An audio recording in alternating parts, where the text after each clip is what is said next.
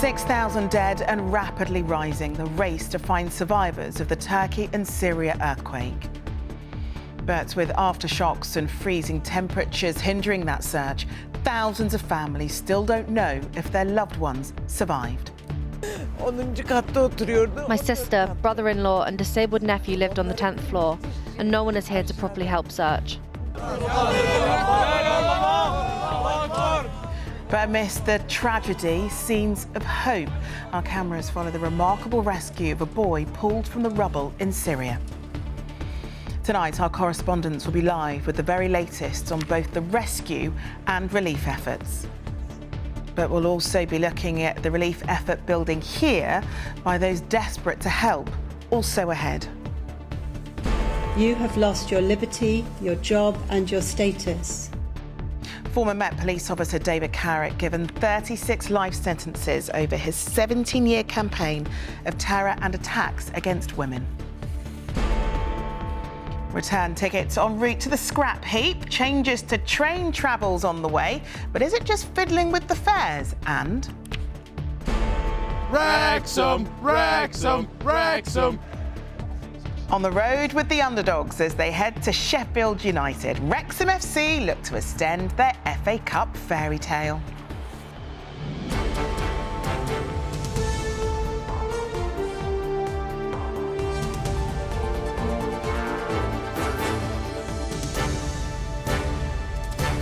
This is the ITV Evening News with Charlene White. Good evening. The full scale and horror of the two powerful earthquakes which hit Turkey and northern Syria became clearer today. More than 6,000 people are now reported dead, and it's feared that that number will rise significantly. Hundreds of thousands have been displaced from their homes, taking shelter wherever they can. Authorities have rescued more than 8,000 people so far from collapsed buildings in Turkey. Their work hampered by freezing conditions and the struggle to get help to the right places, a situation which has been echoed in northern Syria, where aid was stopped from getting through. We'll have the latest from there in just a moment. But first, our correspondent Emma Murphy reports from southern Turkey. 24 hours on and a bleak dawn in Adana. The dark of the night fading to reveal scenes of the darkest human experience. Daybreak brought some hope and much horror. The light failing to banish the nightmare that's befallen the people of this broken city. My sister, brother-in-law and disabled nephew lived on the 10th floor, this woman told me, and no one is here to properly help search. There is growing frustration that trained search teams have not yet made it here. They will come, but that matters little when you know those that you love are beneath the rubble. No one was here last night. The government workers went home, this man shouted. They just left us. 2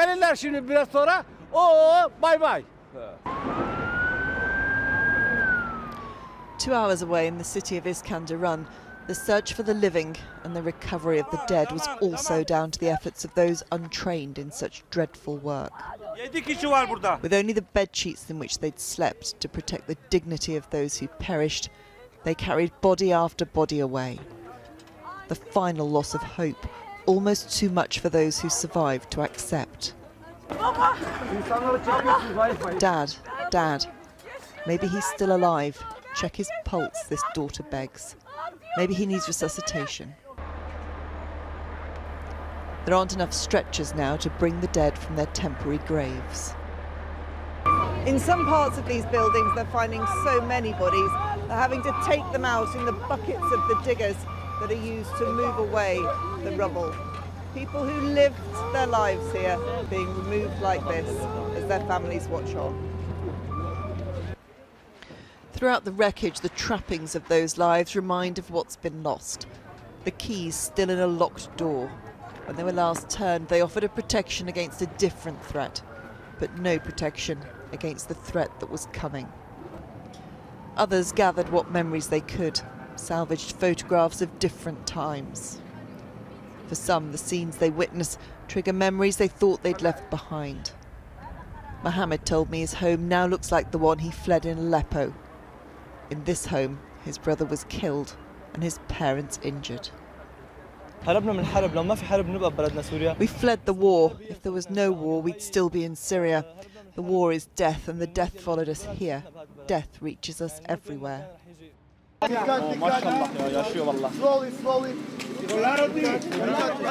have been rescues, even now, despite the cold.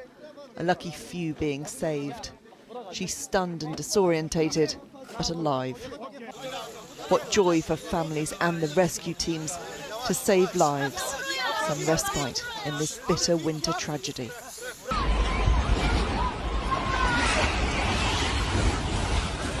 However, such relief is in short supply.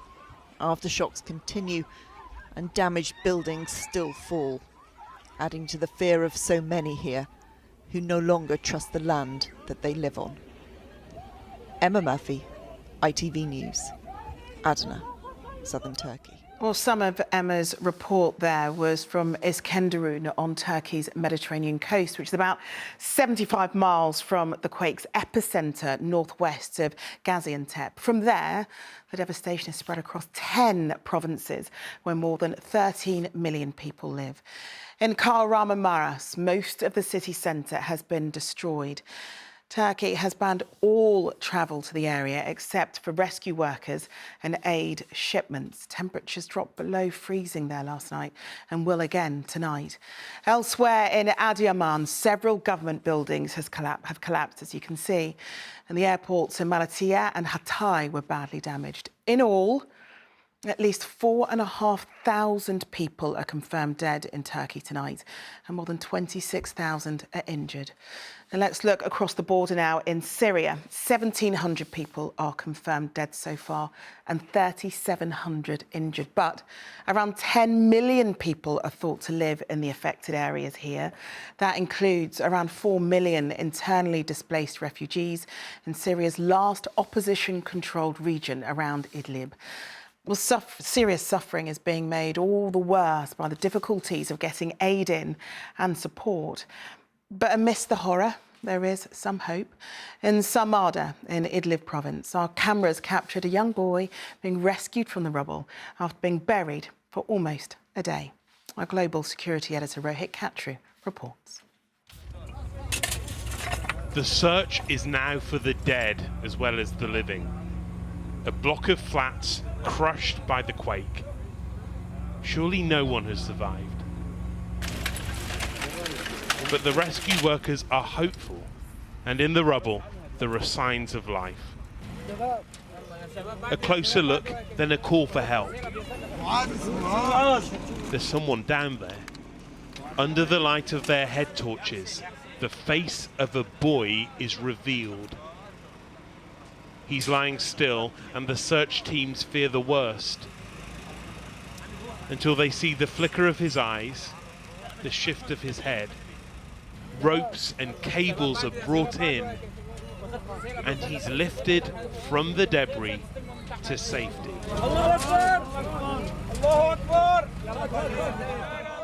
He looks around, searching for his loved ones as he's taken to hospital.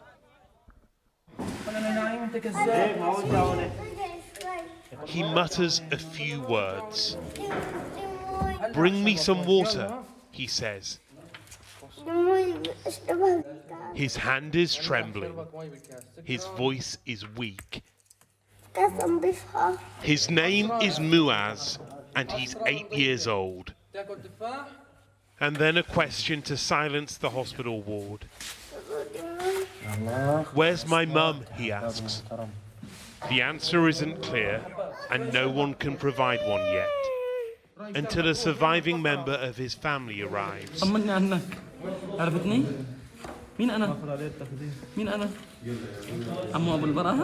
"Do you recognize me? I'm your uncle," he says. "God bless you." It later becomes clear that his mother is alive, but soon he will also learn that his father, his sister, and his brother were killed. At the apartment block from which Muaz was rescued, the search went on, but this is now becoming a recovery mission. an infrastructure stretched by 12 years of civil war. And for a boy who has always known the pain of that conflict and now the destruction of an earthquake, the greatest trauma might be ahead when he learns that not everyone made it out safely. Rohit Katru, ITV News.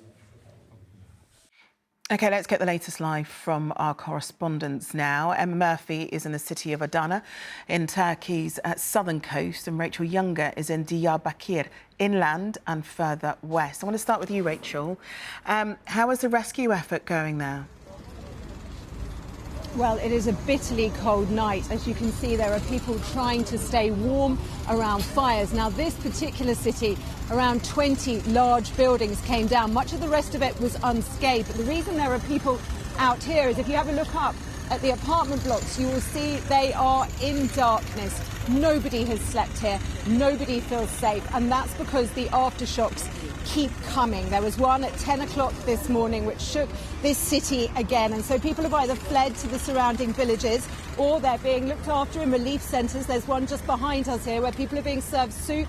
They are sleeping on chairs, being kept warm in blankets, just trying to get through another night. But the other reason there are people gathered here is because of what is going on behind me. You will be able to hear the drills, the concrete grinders going. What you're looking at, that mountain of rubble, was 2 days ago a 7-storey apartment block. Its twin is behind it. It still stands all but unscathed. But the rescue operation here is very, very delicate. They have managed over the past 48 hours to pull 25 people out, around that number we are told. And most of them were alive. Just this morning at 10 o'clock, another woman was brought out and taken to hospital, having survived a night here in the bitter cold. So there is still hope. And just a few moments ago, those drills, those concrete grinders, fell silent because we were told by the rescuers they could hear screaming. But the people surrounding me here, many of them have cousins and dear friends who they are still hoping may be brought out. Around 10 people believed to still be under the rubble. They are clinging to hope here, however slim it's starting to feel. That's all they can do. Oh, Rachel, thanks so much for that. To you now, Emma, you're in the city of Adana, aren't you? It does seem that there's a real sense of frustration at the pace of the rescue effort. How difficult is it to get aid into the area? You're absolutely right about the frustration, Charlene. Every site we've been to today, people have stopped us and said, you've got to show this. These people are not professional search and rescue teams. They are just volunteers, people who survived the earthquake themselves, are in a degree of shock, some of them injured, and are just digging in to try and find anybody that's trapped beneath the rubble. And they have had some success, there have been some rescues, but there have been an awful lot of recoveries of bodies. Now, the frustration is that there aren't these professional teams with all their equipment, all their expertise, the dogs, all those things we're used to seeing in earthquakes that have gone before. It's incredibly difficult to actually distribute these teams around the country at speed, and we are still only 36 hours out, although it will not feel like that to anybody who's missing somebody tonight, who's standing watching recovery operations like this. But what I will say is we were in Istanbul airport last night. We travelled down here with a number of international search teams, Russians, Germans and also some Spanish, and they are getting here. They do have the kit, they've got the dogs, they've got everything that's needed. It's just taking time to get them on the ground into the many, many sites that have been affected. OK, well, both you and Emma and Rachel, thank you both. Well, later on in the programme, we'll be with some of the many people here in the UK who are mobilising to help. Aid shipments are being gathered at speed at several locations and fundraising efforts are underway. We'll have the latest on that coming up at 7. But to other news now, and police serial rapist David Carrick has been jailed for a minimum of 30 years for a string of serious sexual offences. A judge told him he'd shown no remorse or regrets and had used his job in the Met Police to take monstrous advantage of women. And she said that the malign influence of men like Carrick in positions of power stands in the way of a revolution of women's dignity. Chloe Keedy reports on the sentence and the reaction. We'll allow you to get some close. What is it you're searching for? The morning police finally caught up with David Carrick.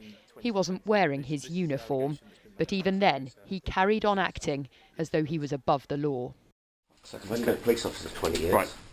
But for those 2 decades, while he should have been preventing crimes, he was committing them, carrying out a brazen, relentless campaign of sexual abuse, all the while telling women they could trust him because he was a police officer. David Carrick is guilty of at least 71 separate sexual offences. Today, he received 36 life sentences, meaning he'll spend at least 3 decades in jail. Behind a public appearance of propriety and trustworthiness, you took monstrous advantage of women drawn into intimate relationships with you. You brazenly raped and sexually assaulted many women, some you barely knew.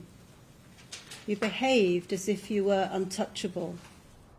David Carrick sat in the dock with his head bowed and his eyes lowered, occasionally shaking his head as the details of his crimes were read out. Some of his victims were sitting just a few metres away in the public gallery, and after he'd been sentenced, they hugged each other and smiled. End police impunity! But no sentence today could be long enough to repair the damage that's been done to public trust in police. We in policing have failed. He should not have been a police officer. I know my words today aren't enough. People have heard me talk about plans, and they're going to want to see the action that we take over forthcoming months, and they will see that. At least one of Carrick's 12 victims believes he's telling the truth. The woman who we're calling Michelle is herself a serving Met police officer. She was a colleague of David Carrick's when he raped her in 2004. I've spent 20 years of my life with it, hanging over me. Now I feel actually I can move on. As an ex-police officer, it's never going to be easy in prison anyway, and he's taken away some of my years, and hopefully now he'll see what it's like to sort of lose a big chunk of your life. For almost 2 decades, David Carrick got away with it. His job as a police officer was to help bring people to justice. Today, his victims finally got theirs. Chloe Keedy, ITV News. There's plenty more to come on the ITV Evening News, including... After 2 men are jailed, the wife of Olympic cyclist Mark Cavendish speaks out on the ordeal that left her family scarred. Home and what home should mean and should feel like has changed irreparably for our children. Also ahead, BP announce bumper profits.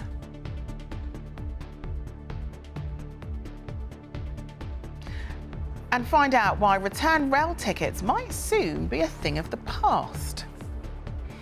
We'll be back with that and plenty more after the break.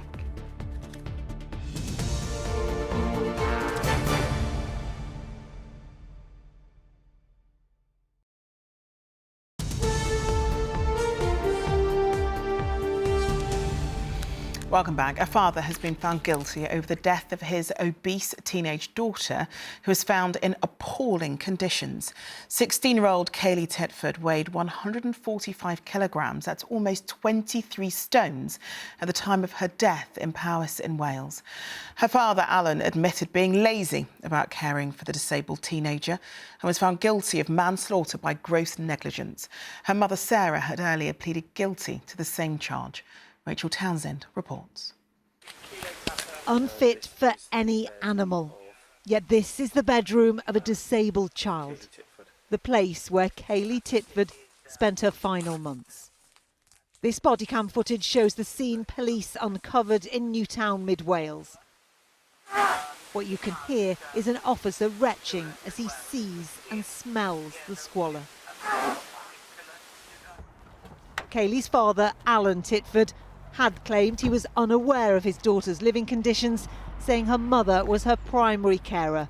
Sarah Lloyd-Jones has already admitted manslaughter. Today, the jury decided they were equally responsible. The conditions in which Kaylee was living were completely insanitary. They were inhumane. One would not expect to see a fellow human being expected to live in. But Kaylee had lived in those conditions for months before emergency services were alerted on the morning she was found. Is the patient awake? Oh, Okay, and are you able to wake them? no, Okay, and are they breathing? I don't think so. Kaylee was living with spina bifida and used a wheelchair from a young age. In court, her teachers described her as funny and chatty. She loved wheelchair basketball. But the coronavirus lockdown saw Kaylee confined to her bedroom. The 16-year-old never returned to school, and when she died, Kaylee weighed almost 23 stone. Well, many of the images shown to the jury during this trial are simply too disturbing to share. When Kaylee was found, she was lying on soiled bed sheets. Her hair was matted and there were maggots across her unwashed body. Alan Titford admitted hearing Kaylee's screams the night before she died. He didn't help her. Instead, he texted her to be quiet. Powys County Council tonight confirmed a child practice review will be carried out. Titford left court on bail. Both he and Kaylee's mother will be sentenced next month. Rachel Townsend, ITV News, Mould Crown Court. Police searching for missing mother of two, Nicola Bully, say they're speaking to more than 700 drivers who were in the town of St Michael's-on-Wyre when she went missing. They're hoping to find dash cam footage which may give clues about what happened to her. Lancashire police still believe the 45-year-old fell into a river 11 days ago, but remain open-minded. And a 53-year-old man has been arrested in connection with the disappearance of an 11-year-old girl in the Scottish border town of Galashiels. The girl was reported missing on Sunday and found safe and well yesterday evening at a house in the town. Prime Minister has carried out a shake-up of Whitehall, including creating a new department for energy security and net zero. As part of the changes, Rishi Sunak also appointed a new Tory party chair. Well, our political editor, Robert Peston, is at Downing Street for us. So, Robert, tell us about these changes and how significant are they? So probably three of the greatest challenges facing the country, and therefore facing the Prime Minister too, are how to increase the security of supply of energy and also keep the price reasonable, how to achieve that net zero target for emissions, deal with climate change, and how to get the growth rate of the economy up, currently looking as though it's about a half what it was before the financial crisis of 2008. So the Prime Minister has created 4 new government departments to achieve those ambitions out of 3 existing departments. Probably the most important change is the one you referred to, the creation of an energy security and net zero department. The Secretary of State there will be Grant Shapps. There's a new Secretary of State for Science, Innovation and Technology. That's Michelle Donnellan, also showing that in many ways the government's trying to look very modern in a sort of gender equality sense, because she's about to go off on maternity leave despite having a brand new job. Kemi Badenoch becomes Business and Trade Secretary. That's the merger of the International Trade Department, supposedly negotiating all these important new deals around the world post-Brexit with the rump of the Business Department. Looks a lot like the old DTI, if you remember that. And then finally, Lucy Fraser enters the Cabinet for the first time as Culture Secretary. Digital media, culture and sport have lost digital. That's got into that Science and Technology Department, and so this will now concentrate on what we think of as our soft power, soft industries, the media, the arts, and sport, of course. And there's a very important football review coming up, which you'll be completely across. And then 10 days after the sacking of Nadeem Zahawi as the Tory chairman, we have the appointment of a Tory loyalist, Rishi Sunak loyalist, Greg Hands, as the new chair of the Conservative Party.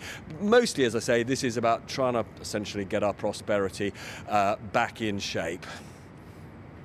Robert, thanks very much. If you've ever thought that rail tickets are overcomplicated and overpriced, the government says it's listening. Plans for railway reforms announced tonight, including more use of smart cards and phasing out return fares. But campaigners fear ticket prices will increase as demand rises, and unions claim the industry is just fiddling with fares. Here's our consumer editor Chris Troy on what the changes could mean. As they headed home tonight, commuters were promised a new direction for rail.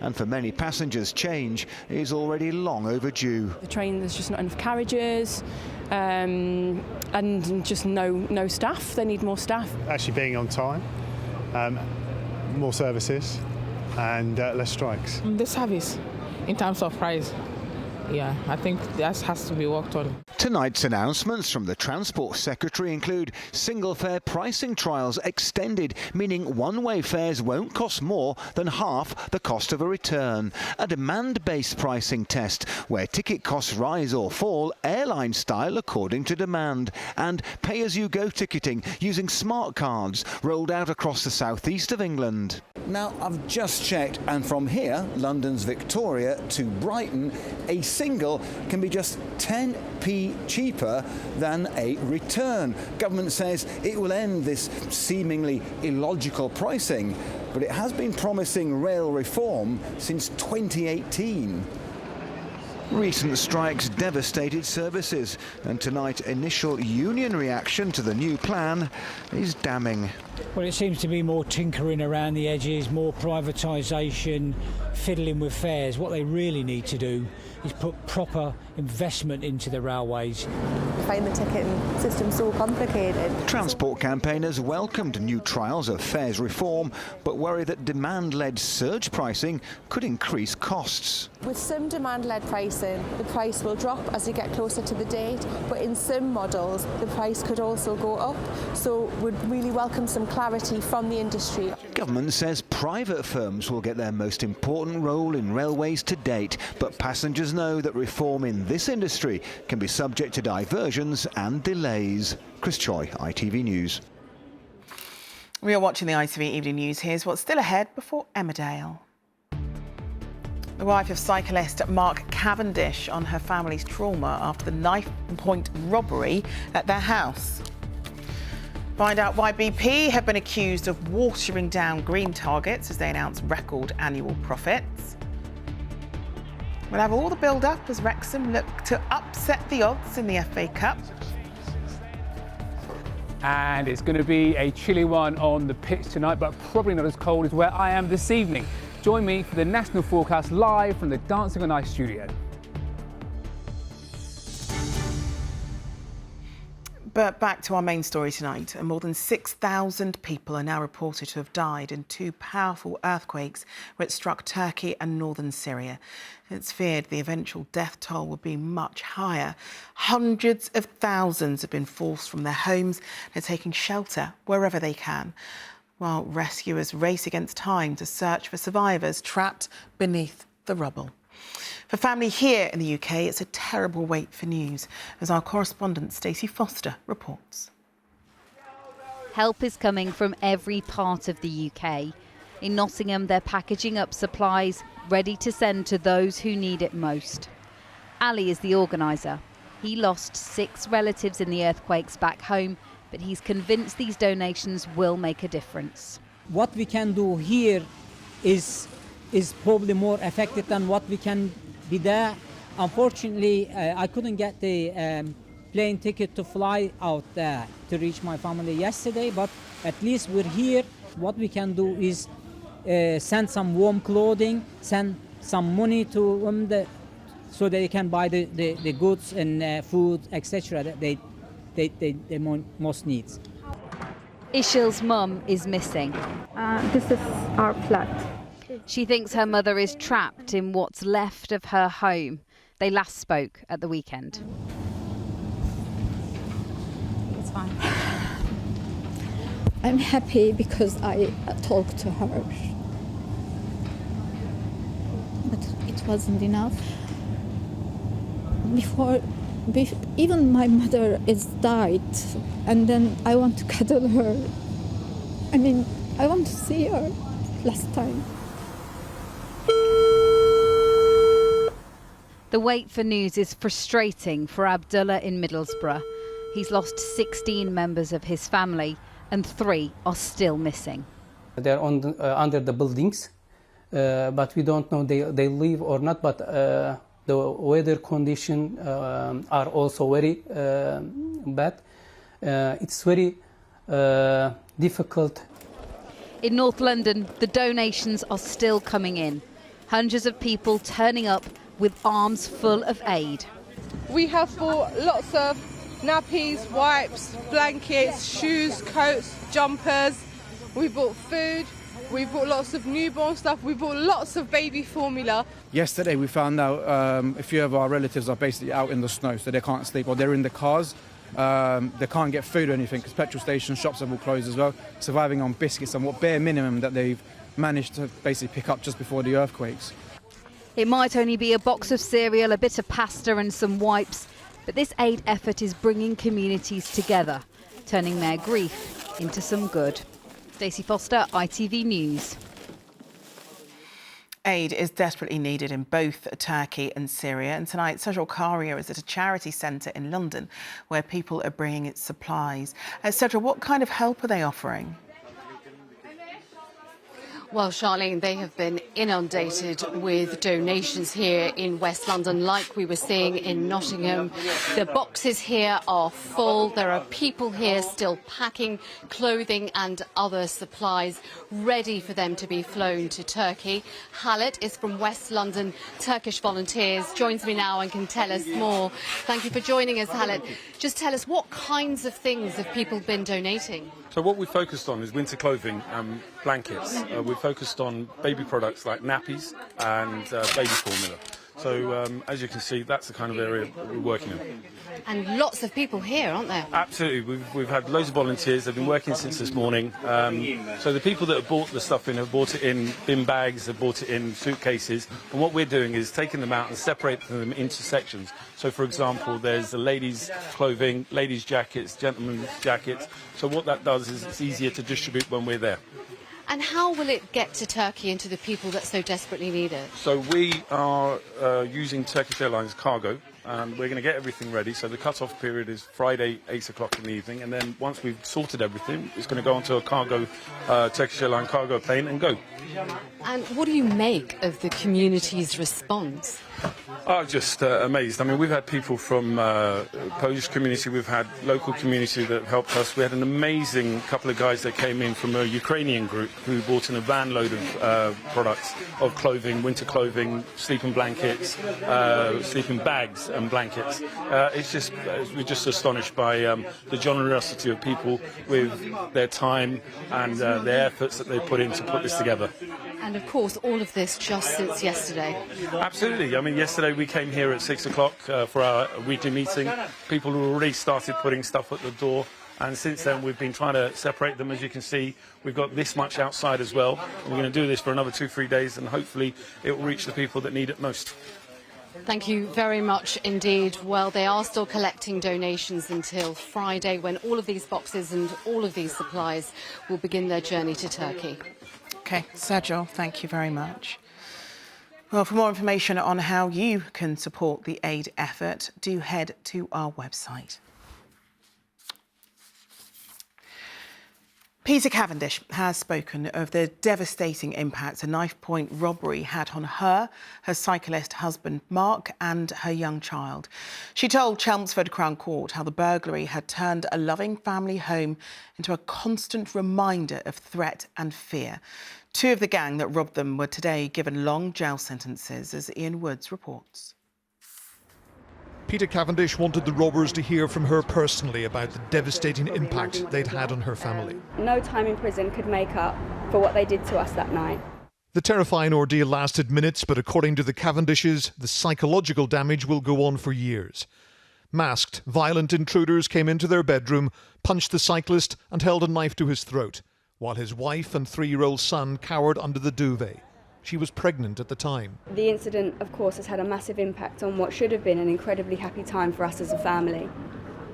When I brought our newborn baby home, the first thing that my son said was, "I'll protect her from the bad men if they ever came back."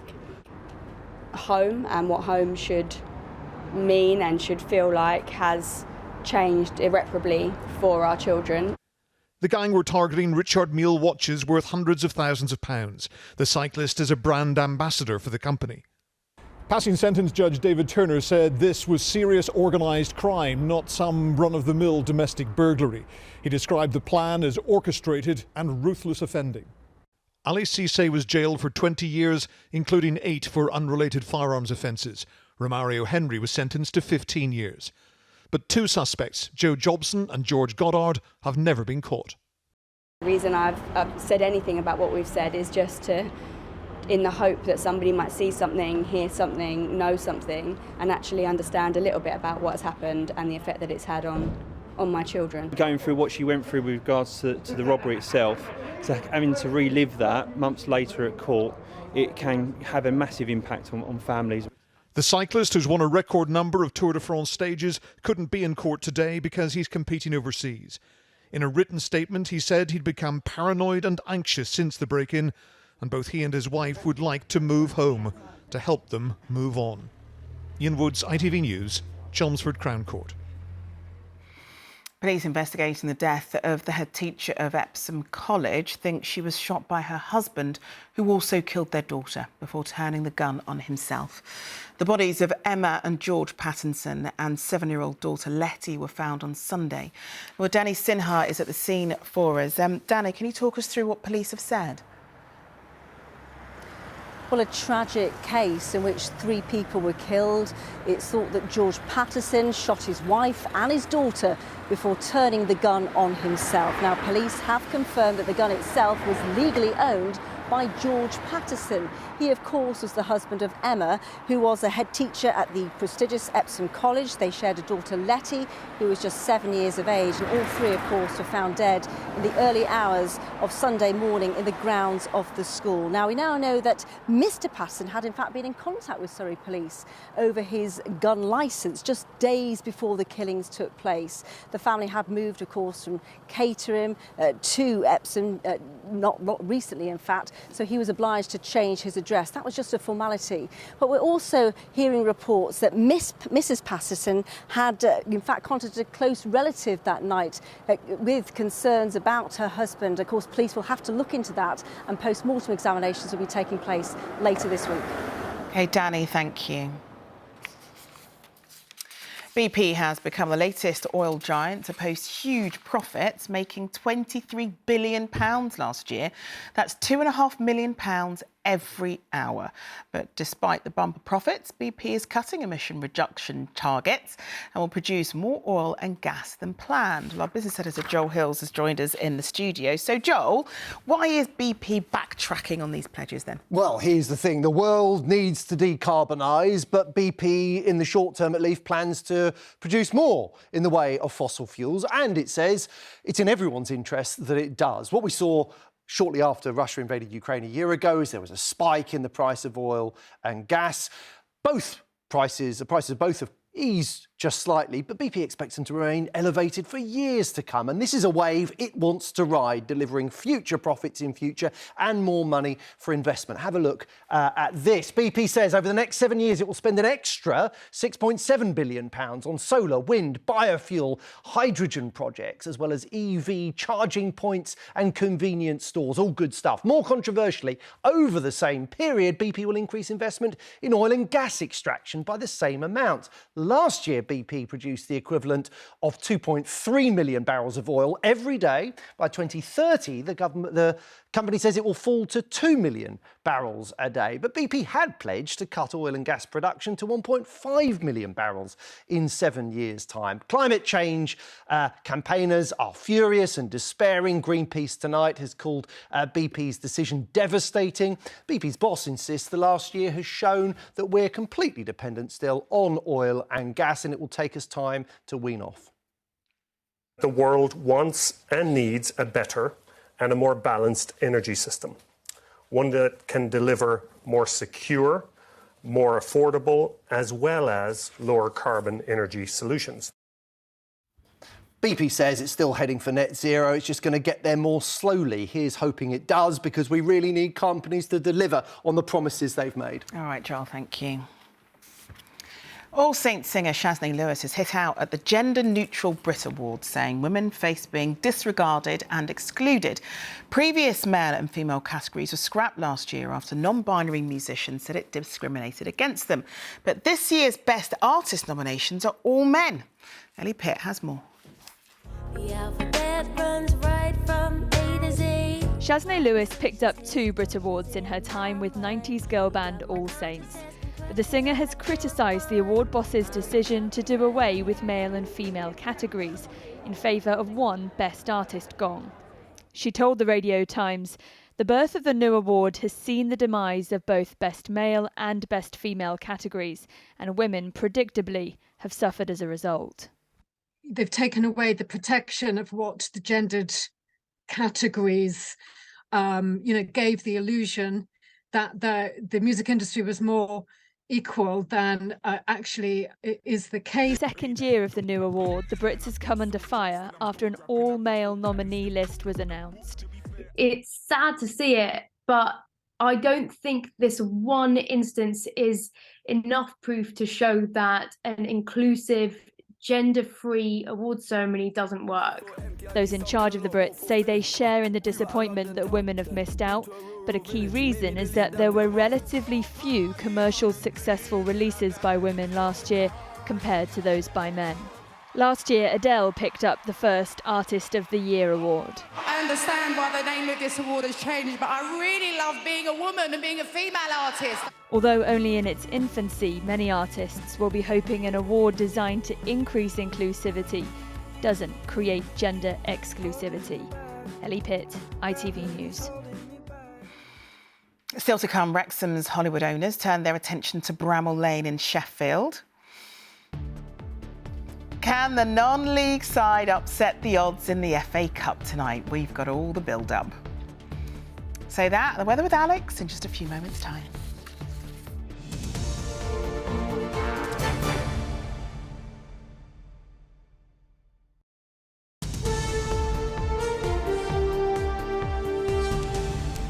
Welcome back. Weather now, and we're better to send Alex during the cold snap than somewhere you know very well, Alex. That's right, Charlene. I am back at the Dancing on Ice studios, and I can tell you it is pretty surreal. The nerves are certainly coming back. I tell you what, that's one of the most nerve-wracking things I have ever done, skating through the tunnel when all the lights and the action is happening. It's been actually 5 years since I was on the show, back in 2018. Didn't do too badly, lasted 8 weeks, didn't quite get to the final, but when I arrived here earlier today, I was lucky enough to actually get back on the ice and, just test out a few moves here and there. A bit rusty, certainly, but didn't let myself down. Didn't fall down, at least, like I did on the show, thankfully. And this Sunday, well, it's going to be a big show, 6:25 on ITV1. Of course, last Sunday, we saw Ekin-Su, the Love Island favourite, voted off the show. She lost in a skate-off to Patsy Palmer. This weekend, it's going to be Icons Week, and a little earlier, I saw a few of the performances that we're going to be treated to on Sunday, and it is going to be one hell of a show. This is probably the only place they're hoping that the ice stays very much in place. Elsewhere, outside of this studio, well, I think we'll be hoping that temperatures do rise, but it is going to be staying a little on the chilly side as we head through the next 24 hours. Let's take a look right now. Today we'll see warmer temperatures moving in from the east, especially around tea time. Heinz no added sugar beans sponsors ITV National Weather. Well, it's going to be staying relatively settled as we head through the next couple of days, with high pressure still pretty much in control, particularly across southern parts. If we take a look at the pressure pattern setup, you can see that we've got that high pressure still in control to the south, but up towards the northwest as we head through into tomorrow, we are going to get a squeeze in the isobars, and that is going to allow some pretty windy conditions to develop across the northwest of Scotland. That's why there is a yellow warning in place from 6 o'clock tomorrow morning. We could see gusts up to around 70, maybe 75 miles an hour, but away from here, it is going to be a quieter situation. Let's take a look at the situation then for this evening and overnight, and you can see across much of England and Wales it really is a repeat performance with clear skies in many areas. However, much like last night, we will see those mist and fog patches returning locally. They could be quite dense as we wake up tomorrow morning. Up towards the northwest, we're going to start to see that weather front edge its way in, and that will produce some outbreaks of rain. But as it bumps into the high pressure, it will start to gradually fizzle out, but it is going to be quite windy, as I was saying before. Temperatures tonight will slip below freezing across the south and southeast, so a chilly start as we wake up tomorrow. Quite misty and murky in places, but once that mist and fog lifts as we head into the afternoon, there will be some wintry spells of sunshine. Slightly cloudier conditions further north as those weather fronts do try to push in. Temperatures average for the time of year in the south, maybe a touch above in the north. That's your forecast. Heinz no added sugar beans sponsors ITV National Weather. Well, that's your forecast, Charlene. I'm going to make the most of this empty studio and continue to have a bit of escape. He's not off bad, is he? Right, thanks, Alex. And finally, can the fairy tale continue for Wrexham in the FA Cup tonight? The Welsh non-league side face Championship club Sheffield United in a fourth-round replay. Wrexham is, of course, backed by Hollywood stars and thousands of supporters. Our Wales reporter Rhys Williams is at Bramall Lane in Sheffield for us tonight. And Rhys, huge anticipation there, I can imagine. Yeah, definitely. I think Wrexham must be empty, Charlene. There are thousands of North Walians here in Sheffield tonight, but the fans know that their team face a tough ask. Sheffield United are second in the Championship, more than likely a Premier League team next year. But Wrexham know that if they can win tonight, they'll make history and book a date with Tottenham Hotspur in the next round. Wrexham, Wrexham, Wrexham. Stand aside, the Reds are coming, and they're in fine voice. Thousands of Wrexham fans have made the trip over the Peak District to watch the Dragons take on Championship opposition. Wrexham AFC. Historically, Wrexham have always been a well-supported club, but this is something else. The buzz created by their Hollywood owners and a wildly successful documentary. So we need 4 scarves. This morning, back at the racecourse ground, it's business as usual at the club shop, and business is booming. When we open in the morning, it's like this from start to finish. And the customers come from all over the world. Any visitors that come that aren't local, we get them to sign with a little bit about where they come from. Wow, so just here you got Indiana, Cape Town, South Africa, California. I mean, you must meet some extraordinary people, extraordinary, and they always want to tell you a tale.